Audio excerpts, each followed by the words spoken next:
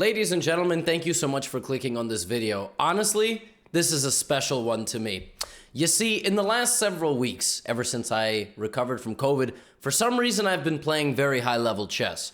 Maybe brain fog, which is supposed to be caused as an aftermath of COVID, actually deleted some of my worst brain cells. And I've been on a really good run playing on chess.com. In this video, I'm going to show you all of my recent successes. We're going to look at some incredible games of chess, and I hit my lifetime peak elo. There are very few things that feel better than winning a lot of chess games in a row and crossing your peak.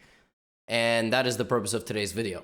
So this game actually came a little while ago, but I was very proud of this game. I turned this game into a little bit of a YouTube short. If you guys haven't noticed, I've been posting a lot more YouTube shorts, TikToks, Instagram Reels. It's been pushing a lot of new viewers and users to this channel. Actually, if you haven't noticed, in December of 2022, I gained like 300,000 subscribers on YouTube, and this month, January, seems to be doing quite the same. So we're gonna have a lot of new chess fans pretty soon. I've been posting a lot of short-form content, and this game in particular, oh, it was so nice. I started with a Vienna, and it was a Vienna Gambit. And by the way, I don't know if you know this. I know sometimes I promote my courses in my videos, and you guys are like, yeah, courses, blah, blah, blah. I'm not going to pay for anything. All of my courses now actually have free samples, completely free, 100% free. And the Vienna Gambit is actually a free sample of my E4 course for white. So you got no excuse. I mean, you can literally go learn the Vienna Gambit and just go crush people for free. Link is in the description. I'm just saying, like, Anyway, my opponent plays d5, which is the best move. And I took and played my main recommendation, which is queen f3. Now, the critical way to play here with black is not even to take knights. It's to play either f5 or knight c6, which my opponent didn't play. And I took the center, developed. And my bishop is not trappable because I will always put it to f5. Some people here like to play g6, trying to set that up, but then white just goes knight f4, and that doesn't work.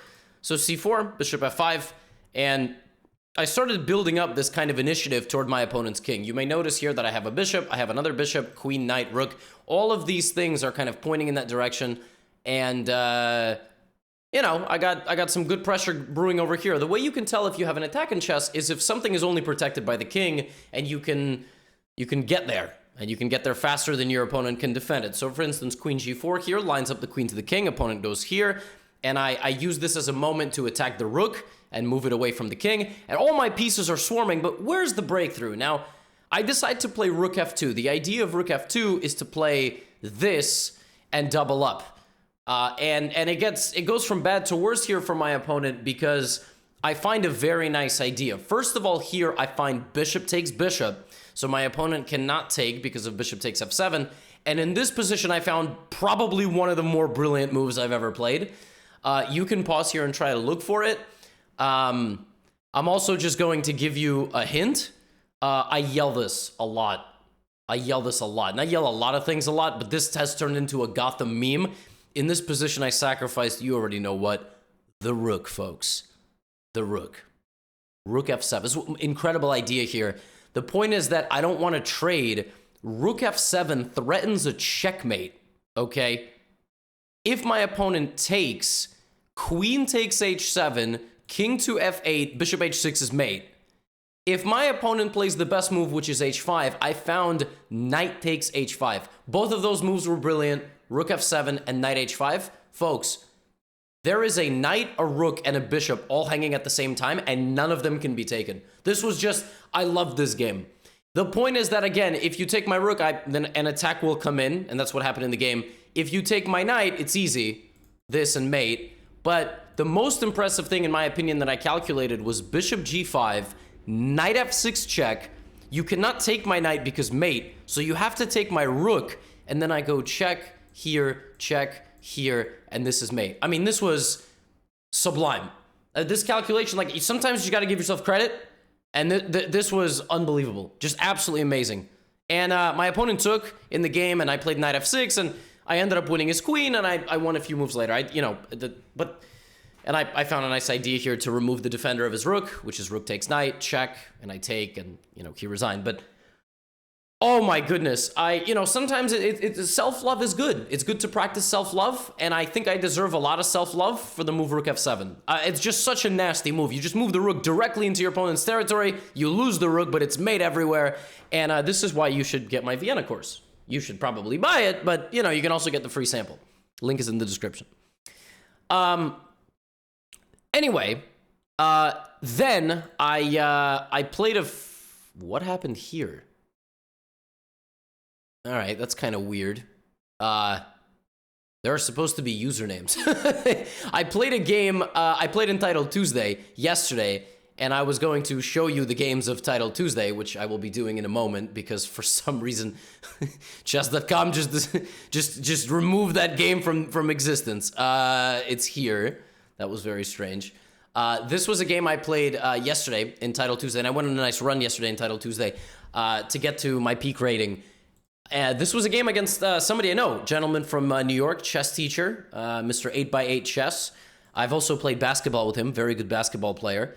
And we had a very tense game. It was a Trumpowski, and we traded early, and we both actually ended up castling queenside, if I'm not mistaken, which made for a very peculiar game. So he was better from the opening because I sort of got nothing. I didn't get any weaknesses in his position, and I didn't get his king anywhere unsafe. So I had to play quickly in this game, and I sort of just had to, like, wait for him to maybe do something crazy. And he did a little bit. He tried to instigate on the queen side. The problem with trying to fight me on this side of the board is he creates weaknesses. So every time pawns move forward, weaknesses get created. And I found this nice idea here to start seizing control of the dark squares with the move knight e1. And then knight b3 and knight d3. I really, really like this rerouting idea to put my knight on b3 and d3 and then c5. And just this transfer of knights basically won me the game. He took on c3, I took with the rook, but the problem is that now I'll be able to rotate over. And because this structure is just so formidable, he was never able to generate anything on that side of the board. And very quickly, the knights came in, the rook came in with the knights, and he tried to create a bit of counterplay here, but unfortunately, I'm simply winning a bishop. Like, my knights just create this impenetrable, blockade for the position, and I brought my rook over, and a nice tactic here to win the game. Check, check, and he goes here, and instead of taking his rook right away, I slide my rook over with check, which forces his king away, and I'm going to take his rook, and here he resigned because he's down a lot of material and has 4 seconds. Those are both good criteria for resignation. But the game was very balanced. I mean, again, I tried to, like, set up my pawns in a way that he couldn't really do too much, but I think he should have probably tried to come forward with his knight instead of his pawns. I think when he tried to instigate with the pawns, it actually gave me a little bit of hope, and I was able to nicely kind of maneuver my knights like this, and then once I got to c5, it was literally game over. It's just a little knight reroute. And I played this game at 93%, so I was very happy. And it sort of continued. Like, I then played a game that was, well, this game was actually kind of dumb. By the way, once again, playing my own courses. Just, you don't have to get them, but this is the G6 course with this idea to fight against the fianchettoed bishop with bishop h3 and then h5. So my opponent's castled, and I'd like to open up the position with h4, and I've had some very interesting games in these positions where you just bust open the position. And you can play queen g4, queen h5, continue the attack. And that's what I did in this game. I mean, I got a very nice position from the opening, and I tried to rush it a little bit. Like, I rushed in here, and then I found a nice piece of calculation here. Knight takes h2. So first I sacrificed my knight, and I didn't have to do that. I didn't have to play knight g4. I could have, played trade and queen d7 and then just slowly built up the pressure. But I found this very nice sacrifice. Knight takes h2, bishop f1 check, and then in this position, you already know, the rook! And if you take on h1, it's queen h3 and it's queen g2 mate. All right? Love it. Unfortunately, he didn't let me do that, but I managed, and by the way, he can't take my bishop again because of queen h3. So he went here, and I escaped with my bishop. And I ended up just up 2 pawns for absolutely nothing. But look at the time. It took me a little bit too long, And I started panicking. I got low on time. I mean, I won some pawns, but all of a sudden I started freaking out a little bit. And even though I'm winning in the rook endgame, I just started totally malfunctioning. Like, he got his king in, which I totally shouldn't have allowed. And suddenly I, like, can't really move any pieces. It's actually really hard for me to move. And I got 5 seconds. So I freak out and I sacrifice my pawn. Problem with sacrificing my pawn is I got nothing. I got absolutely nothing. So I threw away a 2-pawn advantage into a drawn rook endgame. Now, I might still have some winning chances here. Still some winning chances, which all very quickly go away because with, like, no time on my clock, I end up accidentally trading pawns. This is just a draw. I'm very mad. I start shuffling back and forth, and my opponent makes a huge mistake here. He brings his rook closer, which is a recipe for disaster because after rook to a4, he blunders a fork. And you got to be careful about two things. You got to be careful about getting x-rayed. You got to be careful about a pawn fork. You just move your rook very far away. Very, very far away. You can move it down, but the point is that you gotta know the Philidor defense, which is 6th rank or 3rd rank defense.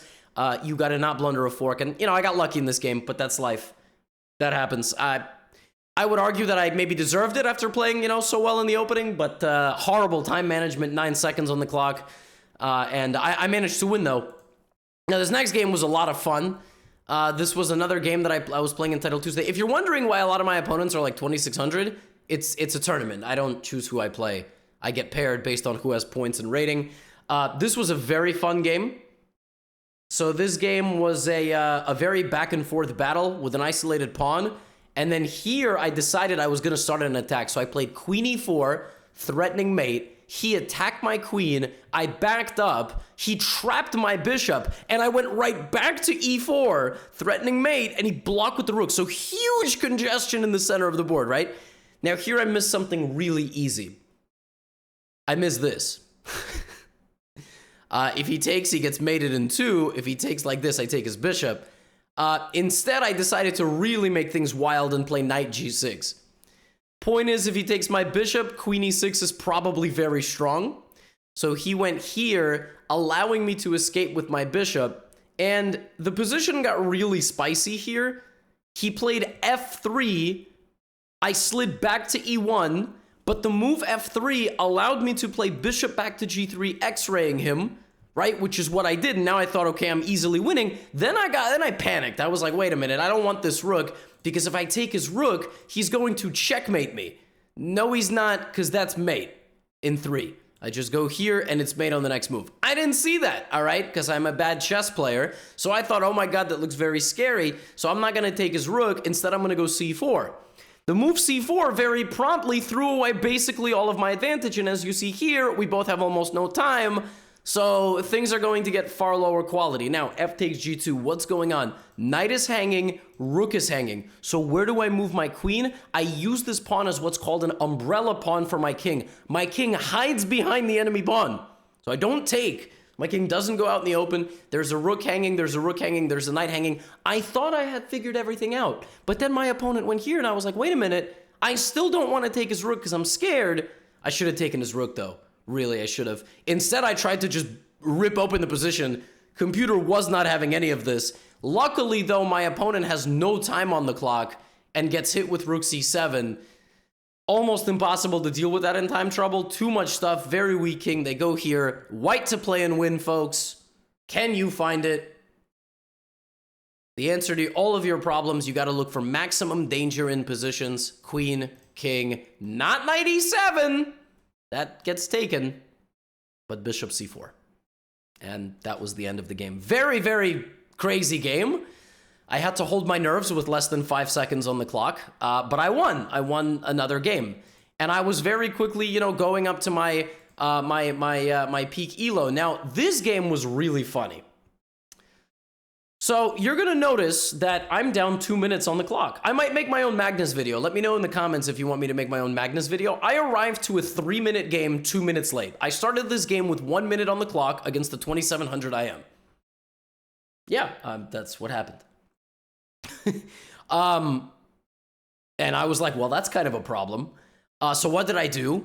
I played once again my G6 course, Link is in the description. You get a free sample. Seriously, you guys really should try it.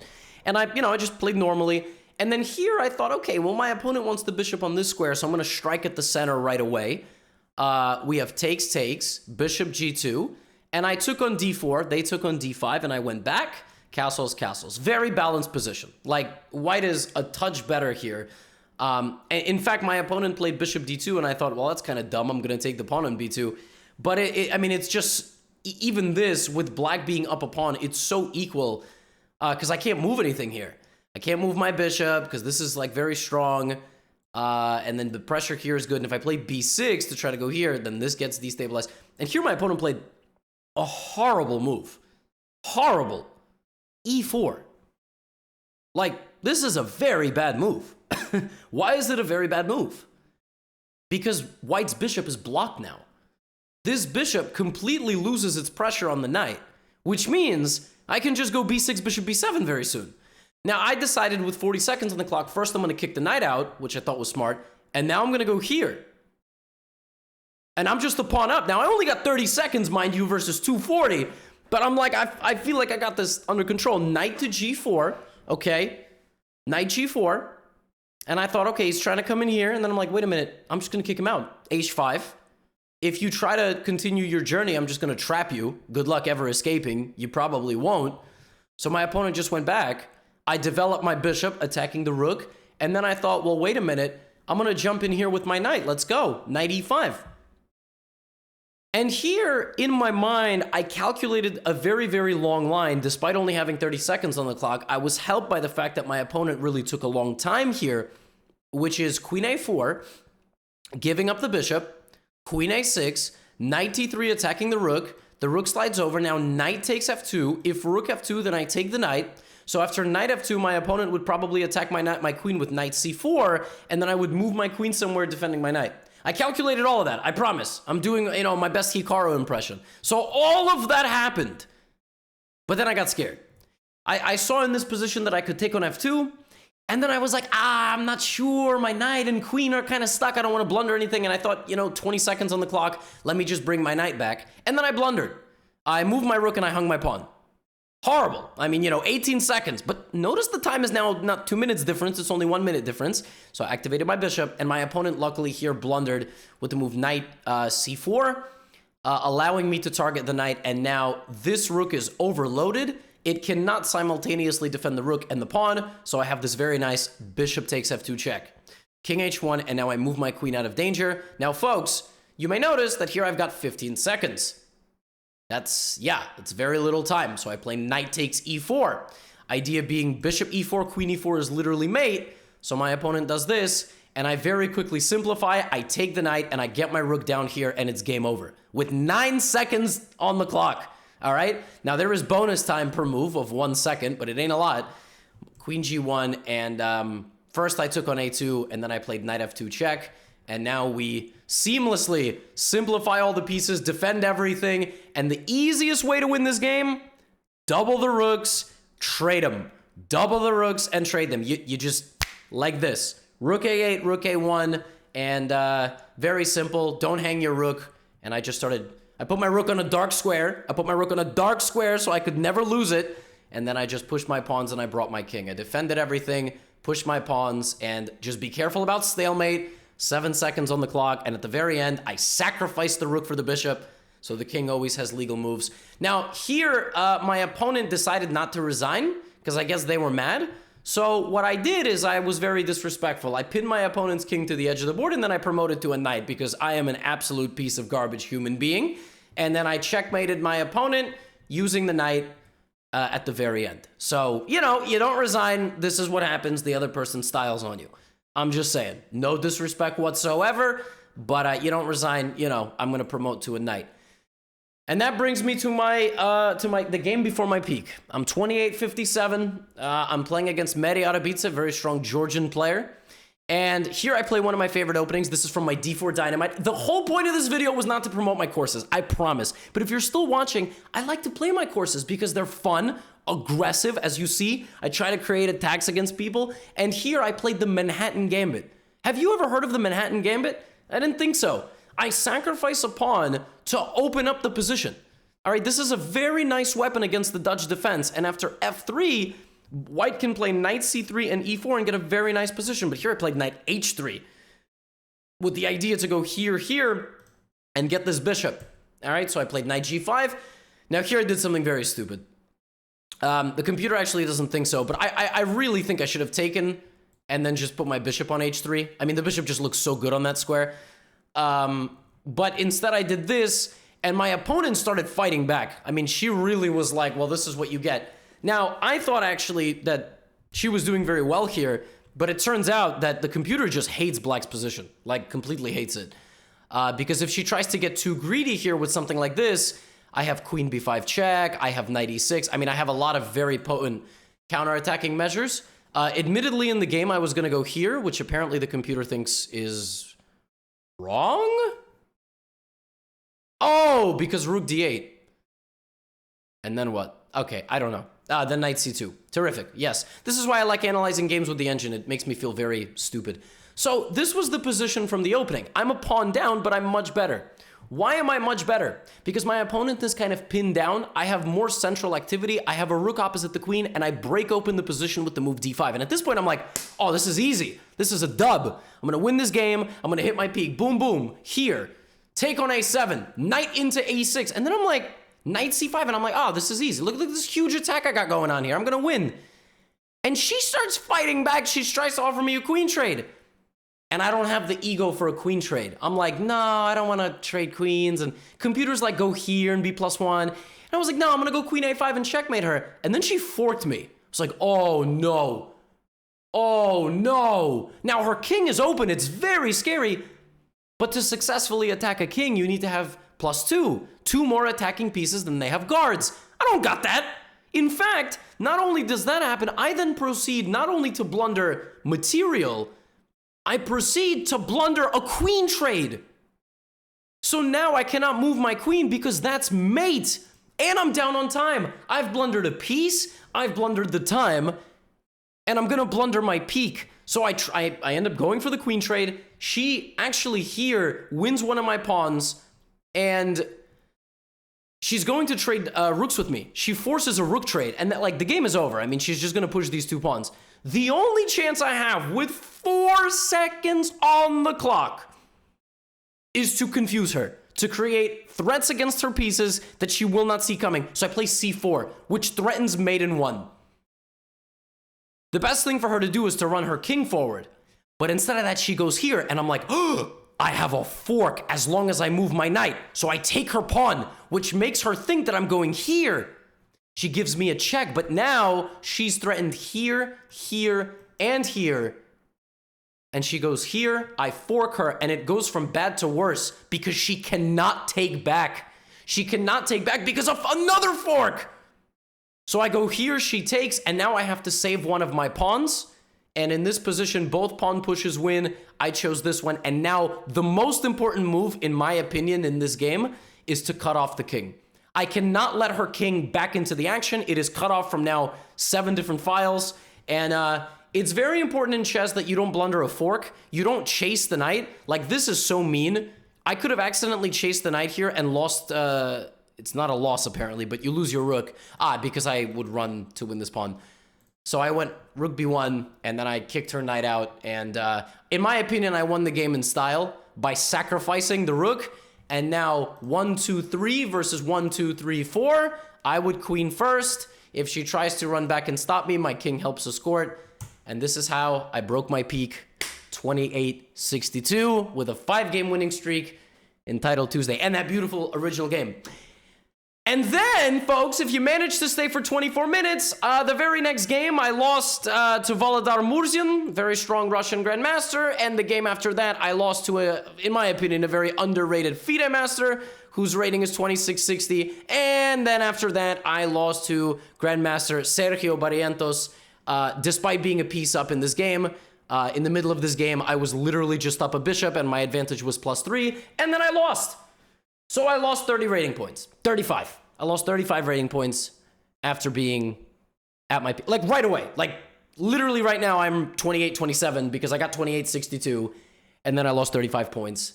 And I hate chess. And it's the worst game ever. And yeah. Now get out of here.